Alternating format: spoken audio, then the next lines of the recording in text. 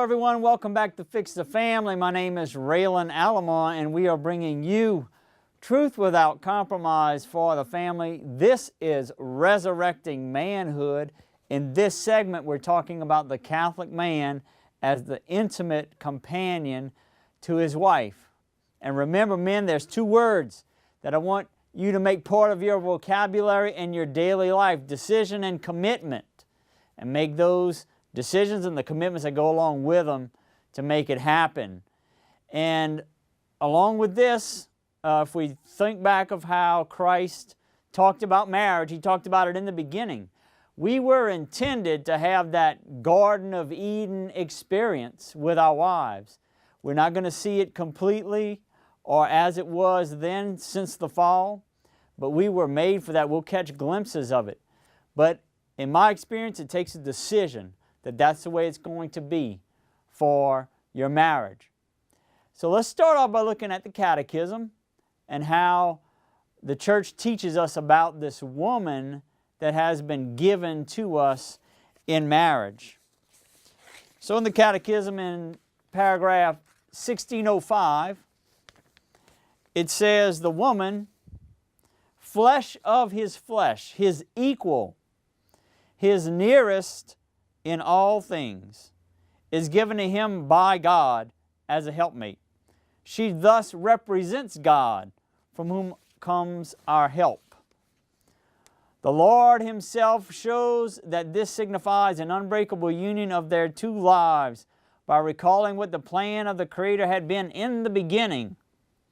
So they are no longer two, but one flesh." So personally, when I talk about my relationship with my wife, this is just me now, I steer very clear of calling her my best friend. Because to me, she's more like my girlfriend. Or more in particular, I'd say she's my woman.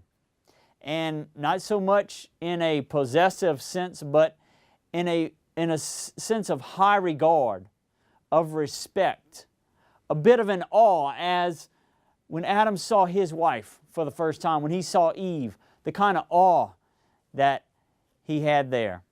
And this has been my decision personally from day one in my marriage. Is this how I would view my wife? And when a woman is loved that way, as one lady said, an author, she said that you can tell a woman who's loved because of the beauty she evokes. One of our friends on Facebook, when I posted up a picture of my wife, she said, you could tell when a woman is protected and loved. She has that glow about her. So it's not this Hollywood cover girl kind of beauty. It's a bit of a glow, peaceful beauty. It's a little simpler that they possess. And so how do we gain that? How do we earn that? You know, because we still need to win our wives, our woman's affections. You know, we're all human, we're all natural, and these things kind of wane. So are we keeping ourselves up? Are we taking care of the temple of the Holy Spirit? Eating right and exercising? How do we dress? Do we dress in a manner that's dignified? Or do we walk around sloppy, you know, dressed in shorts and t-shirt and flip-flops, as being sloppy around the house? What kind of things do we do? You know, there's just something about, do we do manly things? There's just something about when a man cranks up a chainsaw for a woman. I don't know what it is, but, you know, or puts on a tool belt. You know, and have some fun with these things. You know, still have that kind of courting relationship that you remember having, of trying to win each other's affections. But you know, the way to a woman's heart is going to be she wants to communicate with her. So that takes time. We need to make time for that. Turn the TV off, turn the computer off, turn the ball game off, iPhone, all that. And dedicate some time. And it's not always going to be easy.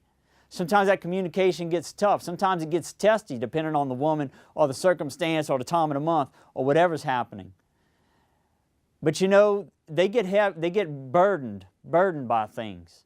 And sometimes these deep wounds that they just let get buried, they're hard to access. And it takes courage to dig deep into a woman's soul and to access those things that are bothering her. But it ends up being worth it, man. Whenever they have that release, they have that freedom from that heavy burden, that emotional burden that they have been carrying. And finally, you know, those ladies want to be chosen. Dr. Brant Petrie is a theologian, and he had done a talk on St. Paul's letter where he talks about wives, be submissive to your husbands, husband, love your wives as Christ loved the church. And he had an encounter with a man who did a lot of counseling for couples in troubled marriages in a parish.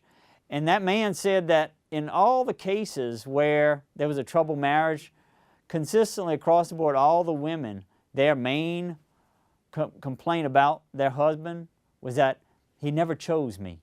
He never chose her. It might not have been something evil that he chose in her place. It might have been something totally innocent, like work or sports or money, or whatever those other endeavors that he had going on, interests. Or it might have been something evil like adultery or pornography.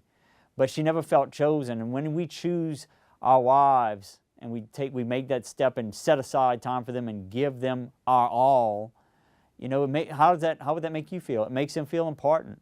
It makes them feel loved. It makes them feel treasured. And you know, whenever you have that intimate union going on, then the natural things happen and procreation happens as God intended.